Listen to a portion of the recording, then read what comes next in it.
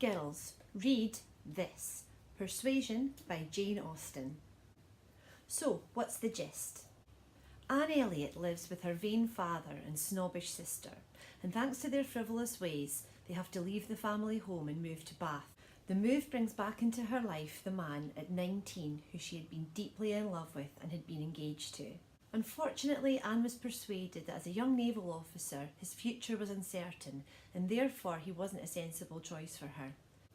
So despite being in love with him, Anne took her family's advice and broke off the engagement. Wentworth returns to England, successful, rich and a captain. Now 27 and thought of at the time as being past the bloom of youth, Anne must deal with the reappearance of Captain Wentworth in her life, and the fact she's convinced he can never forgive her for what she did all those years ago. What might you find hard about it? There's a bit of a preconception that old equals difficult. Generally, the vocabulary in Austen's very accessible. Yes, there are some words which are a bit old-fashioned and aren't really used anymore, but most copies will have a reference section in the back for any terms that you don't understand.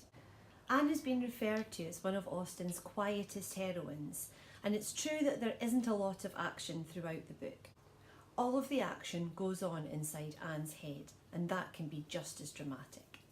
Why you should read it anyway. You will be rooting for Anne, quiet, sensible, rather plain Anne, who's trying to grab her last chance at happiness. Anne bemoans a world where men have had every advantage in being able to tell their story. Well, this is her story. Girls, read this.